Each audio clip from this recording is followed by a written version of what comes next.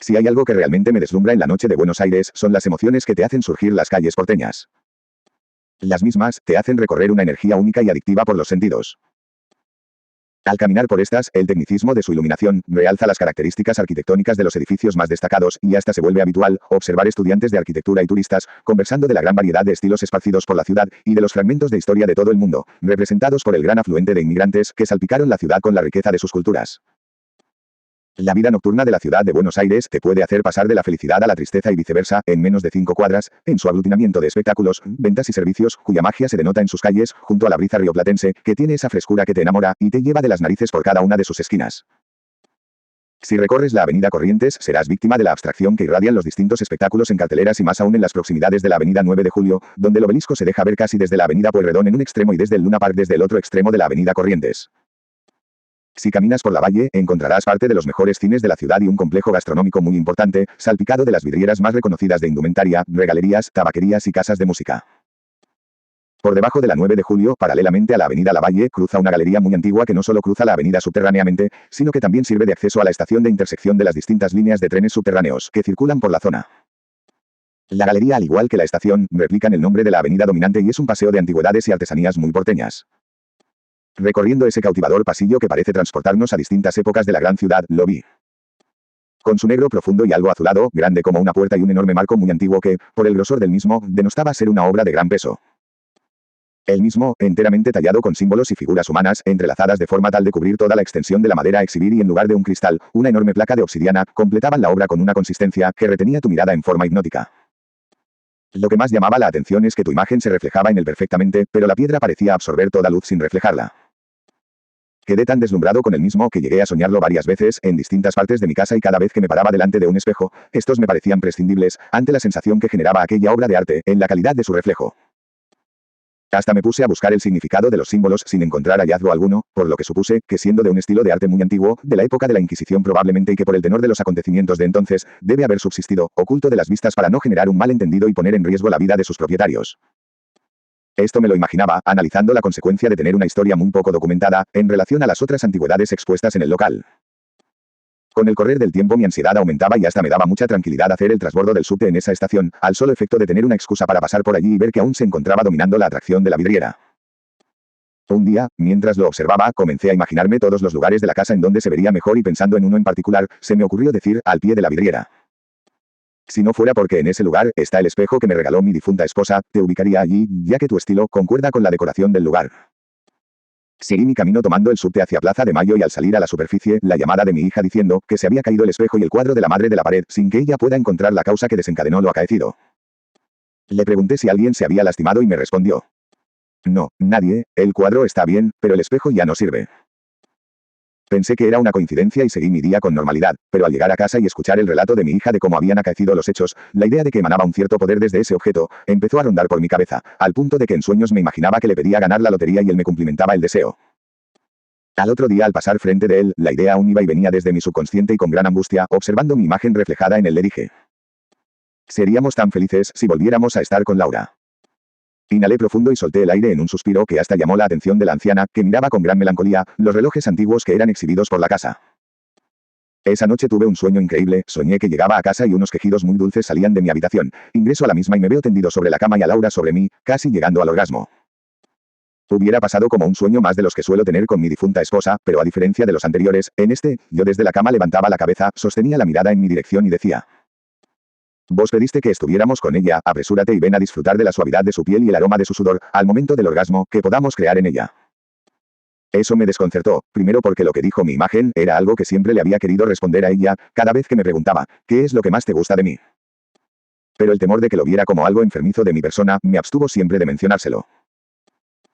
Y segundo, porque me veía con ella pero también pude acercarme, besarla, acariciarla y hacerle el amor, en complemento de todos y cada uno de los movimientos que hacía mi imagen para con ella. Se sentía muy real y la verdad que con Laura llevamos una relación tan pudorosa, que jamás se me hubiera ocurrido tener este tipo de contacto sexual con ella. Y hoy todos mis celos hubieran reprimido toda imagen de verla con otro hombre y toda conversación al respecto. Pero sentía que esa imagen era yo y que yo también estaba en el acto, qué cosa rara y confusa, entonces recordé cuando delante del espejo dije: seríamos tan felices si volviéramos a estar con Laura, y sin pensarlo lo incluía él en mi deseo. Ahí me desperté y no pude volver a dormirme. Me levanté y me senté en el living a beber un whisky, mientras miraba una y otra vez las fotos de Laura hasta que se hizo la hora de ir a trabajar. Estaba confundido, ansioso y hasta con miedo, pero parado desde el exterior de esa vidriera, tomé la decisión de hacerme del elemento y llevarlo a casa. Ingresé al local y lo compré en tantas cuotas como pude hacerlo, ya que su costo superaba enormemente mi asignación laboral trimestral y era una erogación que no podía ejecutar en efectivo. El envío me salió como una mudanza y ya en el trabajo, retuve todo comentario de la compra y hasta concebí la idea de no mencionar el verdadero costo a mis hijos, para que no cuestionen mi cordura, en el acto de adquirir un elemento tan dispendioso. Ese fue el día más largo que haya tenido registro de haber sufrido, las horas se padecían como semanas, los minutos como días y los segundos como horas, ni cuando dejé de fumar, me sentía tan ansioso. Al llegar a casa, el espejo ya estaba debidamente amurado, en el lugar indicado y todavía tenía el nylon con burbujas de aire, que le ponen para que no se raye la madera, en las actividades de traslado e instalación del mueble. El mismo estaba rodeado en primera fila por las nenas y los varones detrás lo miraban como algo fuera de lo común, pero había que verles la cara a las nenas, frente a un espejo en el que se iban a poder ver de cuerpo entero. La dejamos a las chicas que retiren el cobertor, después de todo, si sumábamos la ansiedad de cada una de ellas, superaban enormemente a la mía. Y todos quedaron confundidos a ver que el mueble no tenía un espejo o por lo menos lo que ellos entendían como tal, pero constataron que, aunque de una forma rara, el mismo cumplía con la consigna de mostrar la imagen de ellos, perfectamente legible. Parece que estamos en una habitación oscura queriendo salir de la misma e iluminados únicamente por la luz exterior, dijo uno de los mayores. Y el más terrible vino con una linterna y nos sorprendió a todos al ver que se veía perfectamente el foco de la linterna, pero no se refractaba la luz de la misma en el espejo. A ese acontecimiento lo minimicé diciendo que, al estar conformado por una piedra pulida, se generaba ese efecto, les dije que era algo normal y para romper el clima exclamé. Lo traje de piedra para que sobreviva a ustedes, y se le transformó la cara a mi hija diciendo. Yo me estaba peinando, me di vuelta a guardar mis cosas y el cuadro de mamá voló desde la pared y chocó con el espejo. Le iba a acotar algo, pero al ver cómo sus ojos se llenaron de lágrimas, solo atiné a abrazarla y decirle. Está bien, hija mía, tranquila, en la vida a veces suceden cosas que en su momento no podemos explicar, pero a medida que vamos creciendo y aprendiendo de la vida misma, le encontramos respuestas a todas esas cosas que desde chicos nos asustaban, por no saber cómo sucedían. Y con eso se calmó y volvió a buscar su imagen en la nueva adquisición familiar. Con el correr de los días, el ambiente en la casa comenzó a cambiar, todo estaba más armonioso, todos estaban más contentos, el único que se comportaba muy en contra de la corriente era el gato. Se lo veía muy nervioso y no había forma de pararlo delante del espejo, es más, los chicos lo ponían delante del espejo, para ver cómo salía corriendo a esconderse como si en vez de verse a sí mismo en el espejo, hubiera visto un enorme perro mostrándole las fauces, pero el resto de la familia estaba feliz. Algunas cosas me empezaban a preocupar, como el hecho de que, a las nenas más grandes, se las empezó a ver acompañadas de otros chicos que no eran del grupo social al que ellas pertenecían. Los varones empezaron a destacarse en los distintos partidos de fútbol del club barrial y al más grande le ofrecieron la posibilidad de hacer una tecnicatura en Toronto, para simuladores de aeronaves, algo que hacía varios años que estaba haciendo fuerza para que la empresa le pague, y yo despertaba empapado en sudor y demás, con los sueños que tenía con Laura y mi otro yo. Extrañaba mucho a mi mujer y la verdad que soñarla me llenaba de felicidad y quizás ese optimismo me hacía ver a toda la familia feliz.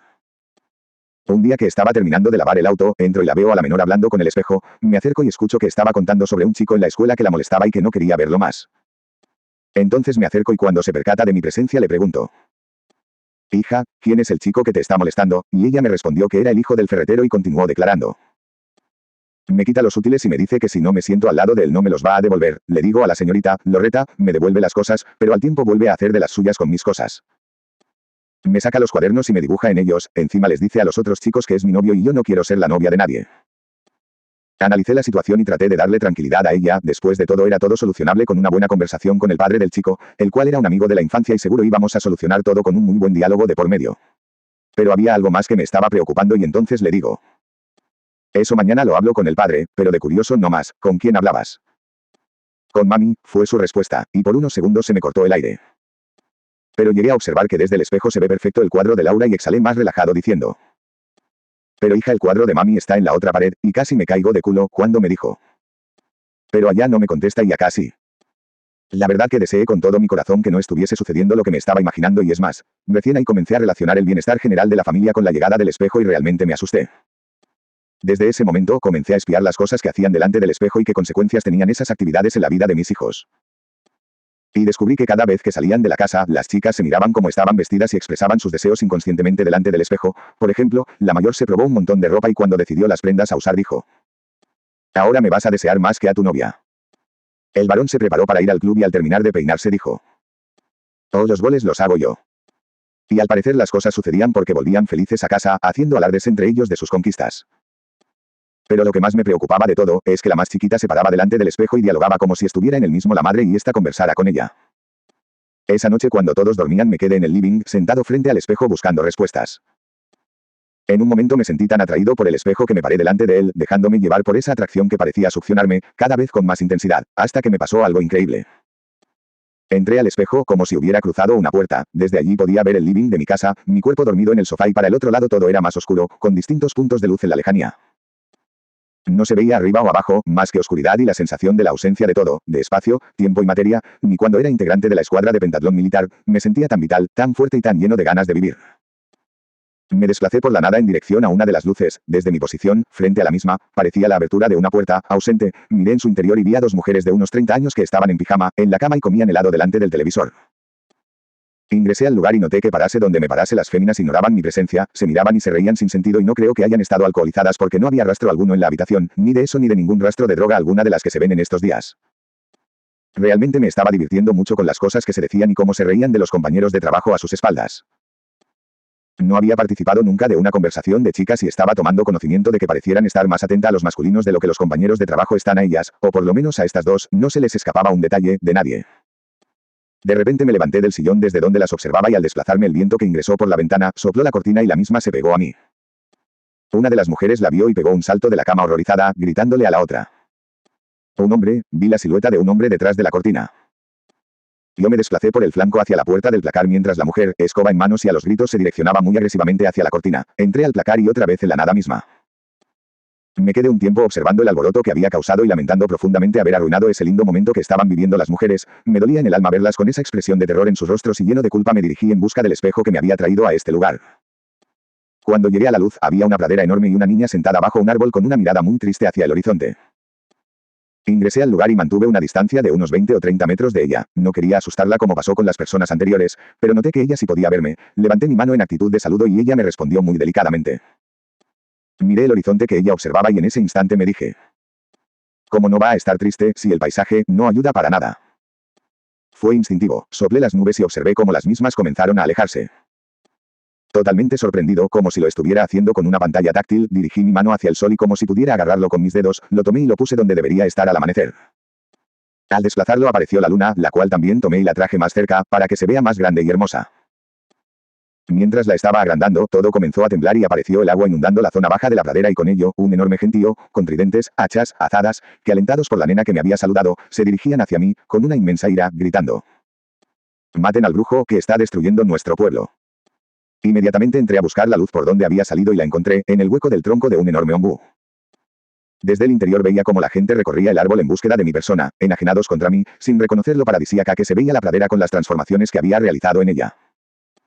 Incomprendido, seguí buscando la luz del espejo de mi casa y hacia la primera que vi me dirigí, ingresando a la misma, sin antes mirar a dónde me conducía. Todo era de color gris clarito o de un blanco muy opaco. Había un montón de seres amorfos que flotaban en fila, como gente ingresando por las distintas puertas a la cancha de fútbol y un lugar donde al acercarme me pareció una manga de las que se usan para salir a la cancha, pero en lugar de lona, las mismas estaban conformadas por una neblina muy densa y se las observaba descender, perdiéndose en la profundidad de la nada.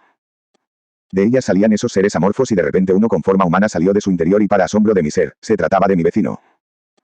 Al acercarme a él, veo que no puedo distinguir los detalles de su cuerpo, solo era evidente la silueta y el rostro de Juan. Entonces tomo contacto con él y le digo: «Hola Juan, estoy perdido. Tú sabes dónde estamos y qué son estos seres», y fue mayor mi desconcierto al recibir la respuesta.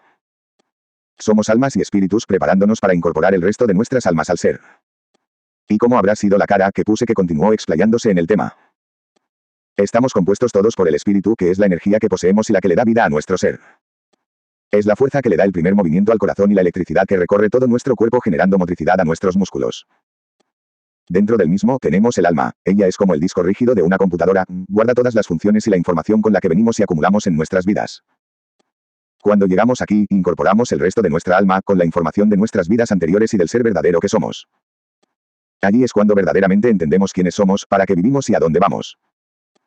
Tener esa información en nuestras vidas sería un poder más destructivo que benévolo y no tendría sentido vivir, si ya tienes las respuestas de todo. Tu alma me reconoce y recuerda la última vez que me viste y así me imaginas, si no hubieras conocido mi cuerpo, ahora me estarías observando con la misma forma que a ellos. Salí de su proximidad aturdido por la información recibida y buscando de ser cierta en todas las formas que observaba de mujer a Laura. Caminaba de aquí para allá en busca de Laura y de repente sentí un estremecimiento enorme y empecé a ver cómo mi cuerpo se desvanecía y una luz se me apareció, tan brillante que no podía ver ni su forma, y la misma me dijo: ¿qué haces aquí? Este no es tu lugar, estás muriendo, debes volver a tu cuerpo de inmediato. Y un relámpago me encandiló, cegándome por un instante. Al normalizarse mi visión, me encontré en una sala de un hospital, con mi hija más grande tomándome de la mano y mi cuerpo entubado. Quise volver al mismo, pero no pude y de repente un ser se asomó de mis carnes y me empujó casi fuera de la habitación. Alguien me había usurpado y yo no tenía ni idea de qué hacer en estos momentos. Me incorporé y la entidad ya se había metido en mi cuerpo, pero de repente me percaté que aún estaba unido a mi cuerpo por una especie de cordón umbilical color plata, por el cual toda mi energía retroalimentaba mi cuerpo en este momento en el que me encontraba fuera del mismo. Dicho de otra forma, una parte de mi energía ingresaba a mi cuerpo, recorría el mismo y volvía a salir, a menudo con un retraso temporal, constituyendo un bucle cerrado, que me daba la capacidad de controlar el ciclo, aún estando fuera del cuerpo. Entiendo que esto solo puedo hacerlo cuando mi cuerpo está en REM, por eso al incorporarse esa entidad y activar mi cuerpo, mi flujo de energía me resulta escaso, fuera del stand-by, que provoca el estado REM, estado en el que el cerebro desactiva las funciones que no son vitales del cuerpo, a los efectos de iniciar un proceso de mantenimiento, reconstrucción y sanación del mismo. De esa forma, una mayor cantidad de energía se destina a las defensas para que las mismas enfrente cualquier agresión virósica, también se incrementa el flujo de energía cerebral, para la generación y reemplazo de nuevas neuronas como así también la generación de aquellas células que van a ser destinadas al órgano que esté necesitando regenerarse o sanarse. Cuando mi cuerpo despertó, fue muy hermoso ver a mi hija prácticamente tirarse sobre mí en un abrazo y llorar de la felicidad, pero yo no estaba en ese cuerpo y ahora que estaba despierto, comenzaba a debilitarme con mayor velocidad. Habían pasado ya varios días en los que no lograba retornar a mi cuerpo, este ya había pasado de terapia intensiva a sala de mediana complejidad y ahora que había despertado, seguramente un nuevo traslado a sala común. Ya en la nueva sala, se notaba la presencia de nuevas y muchas energías, en la habitación, había 7 internados y a los parientes los dejaban pasar 2 horas a media mañana y 2 horas a media tarde, pero había una sensación de un gran campo energético al final del pasillo, y hacia ese lugar me dirigí. Entré a la habitación y una enorme energía no me dejó avanzar más allá del umbral de la puerta. Dentro del lugar se encontraba una anciana inconsciente, dentro de una carpa de oxígeno y la misma sentada de espalda a su cuerpo con 2 grandes entidades muy brillantes a las cuales ella les sonreía. Entonces me dirigí a la señora y con mucho respeto le pedí permiso para ingresar, ella miró a una de las entidades y con la cabeza asintió mi pedido, y el campo de fuerza que me expulsaba hacia el exterior comenzó a desvanecerse, brindándome la posibilidad de ingresar. Me acerqué a ellos y lo primero que dije fue: muchas gracias, no quiero molestar, pero hay una entidad en mi cuerpo y me está debilitando tanto, que antes de empezar a desesperarme, empecé a desplazarme por el lugar y me llamó la atención la paz y la buena energía que se siente acá. La anciana me miró y dijo: hijo, muchas personas tendrían mucho miedo de participar en esta reunión, ¿realmente estás preparado para estar ante estos 2 antiguos dioses? Dioses, pensé que solo había uno. Y al soltar mi frase, me desesperé por recuperar la misma, pero cual flecha que inicia su trayectoria, era imposible volver atrás mis dichos y entonces atiné a subir y encoger los hombros, como queriendo proteger la cabeza del coscorrón que se me venía encima. Pero no fue así, sentí una suave brisa y en ella una sensación de lástima, que parecía rozar mis mejillas como una caricia piadosa y detrás de ella el sonido de risas y la manifestación de la anciana hacia las entidades diciendo: otro que vivió toda su vida, idealizando una fantasía que no lo dejó crecer, como se merecía hacerlo. Y al finalizar el comentario, se volvió a dirigir hacia mí diciendo: ven, siéntate con nosotros, ellos tienen la eternidad para conversar contigo, pero yo en unos minutos me estoy yendo, así que tienes un momento breve para preguntarme lo que se te ocurra, antes de que el pip de la máquina pierda el ritmo y anuncie mi partida. Realmente me sentía avergonzado de tener que explicar los hechos que estaban acaeciendo en mi vida, sobre todo, después el exabrupto antes emitido, pero la energía que se percibía en el lugar era muy agradable y al sentarme junto a ellos, me sentí invadido por una sensación de calma que no recuerdo haber sentido vez alguna. Entonces retomé el tema a los efectos de ver si obtenía la oportunidad de corregir mi desatino y luego preguntar sobre mi situación actual. Perdonen mi ignorancia, pero realmente son dioses. La anciana me supo mirar con una gran dulzura y a continuación se prestó a darme toda la información inherente a mi pregunta, y se explayó un buen rato diciendo: la definición de Dios es la de un ser superior al que se le rinde culto. Es el hombre el que lo designa y elige para tal fin, a efectos de los favores que éste pueda conferirles, y así fue a lo largo de la historia de la humanidad. En un principio las religiones fueron politeístas, las cuales contaban con varios dioses, jerarquizados de acuerdo a la importancia de los beneficios que otorgaban. Luego surgieron los monoteístas, los cuales adoraban a un único Dios, omnipotente, creador del mundo y de todo lo que hay en él. En definitiva, los dioses han servido para darle explicación a los acontecimientos que el hombre no puede fundamentar, para tener un ser superior a quien pedirle aquellas cosas que resultan imposibles de establecer para el individuo o la congregación, para establecer leyes o normas de convivencia, en lugares donde el Estado está ausente o muy debilitado, y para aliviar algunas responsabilidades que solo se puede atañar a un ser con una capacidad superior a la del hombre por la falta de aptitudes y medios del humano para interpretar la vida. Y en ese momento el sonido el pip de la maquinita se constituyó en un lapso más prolongado, aferrando por un instante la atención de la señora, oportunidad que aproveche para meter otra pregunta, porque la señora tiene un tipo de oratoria que aniquila intención alguna de interrumpirla. Entonces dije: No me siento bien, ¿tiene algún consejo para resolver mi tema? Se miraron entre ellos y entonces ella se volvió a dirigir hacia mí diciendo: tu espíritu se debilita por el consumo de energía de las funciones de tu cuerpo y del espíritu que tienes en el mismo. Cuando tu energía sea condicional para tu existencia, el cordón de plata se secará como lo hace un cordón umbilical y se caerá liberándote definitivamente de tu cuerpo, el cual, sin tu energía, morirá. Por eso ninguna entidad puede incorporarse al cuerpo muerto y darle vida, solo quien fue designado y unido desde la gestación por ese cordón, puede darle vida. De no ser así, cualquier alma en pena levantaría muertos para dejar de vagabundear aferrados a este plano en forma etérea. Solo pueden ingresar al mismo en forma parásita y pueden manejarlo, de acuerdo al tipo de mediunidad que posea el residente. No todos los seres humanos pueden ser poseídos, es necesario que el residente del cuerpo lo autorice, conscientes y manteniendo el control, como lo hacen los mediums o subconscientemente, como lo hacen aquellos que son poseídos y le otorgan al incorporado, la funcionabilidad corpórea, sin ser conscientes de ello. Las entidades pueden ingresar al cuerpo con la verdad o por engaños, pero nunca por la fuerza. En tu caso es distinto porque en tu viaje astral abandonaste el cuerpo, como quien deja el auto encendido y con las llaves puestas y tu inexperiencia te llevó a no interpretar los avisos transmitidos por tu cuerpo, para que puedas incorporarte a él antes que el intruso y ejerzas convenientemente tu dominio sobre él. Tienes dos caminos para volver a tu cuerpo, negociando con el ser que está refugiado en él, o estrangulando tu cordón lo suficiente para que la falta de energía genere fallas orgánicas en tu cuerpo y al estar muriendo él mismo, se vea obligado a salir. Solo ten en cuenta que con la segunda opción tu cuerpo tendrá secuelas irreparables o no tendrás la suficiente energía para ponerlo en funcionamiento. Somos seres compuestos por energía e información y la prioridad de tu espíritu es mantener el alma activa, no darle vida al cuerpo. Me dirigí a los tres agradeciendo muy respetuosamente por la atención que me dieron y me dispuse a volver a mi cuerpo para finiquitar la recuperación del mismo de la mejor forma posible. Al llegar a la sala, el mismo ya no estaba allí, me tomé de la proyección de mi ombligo y en un cerrar y abrir de ojos impacté contra mi cuerpo, pero no pude ingresar al mismo. Íbamos en un remis a casa, así que me tranquilicé y me puse atento a esperar el momento para confrontar con el ocupa de mi cuerpo. Llegamos a casa y mi cuerpo tuvo una recepción muy emotiva. Es impresionante cómo se siente el amor de los afectos, aun estando fuera del cuerpo, es una cálida energía que recorre mi espíritu y hasta me hace sentir mejor, pese a la pérdida de energía que he sabido soportar. Lo mismo pasa con las cuestiones físicas, si bien no tengo el control de mi cuerpo, pero siento todo lo que sucede en él, aun cuando es otro ser, el que se encuentra conduciendo el mismo. Llegó la noche y mientras todos se aprontaban a incursionar en sueños, yo adjunto a mi cuerpo esperando la oportunidad de dialogar de la mejor manera posible, a los efectos de llegar a un acuerdo justo para que pueda recuperar mi lugar. Pasaron unos minutos y la entidad se sentó a observarme, hasta que me dijo: «¿Todavía aquí?». Y yo le dije: «Si corto cordón y me voy, mi cuerpo muere, y eso no le sirve a ninguno de los dos. Quisiera poder conversar en búsqueda de resolver este desorden en forma conveniente para ambos. Prometo no ingresar a mi cuerpo antes de que resolvamos qué hacer y con tu debida autorización».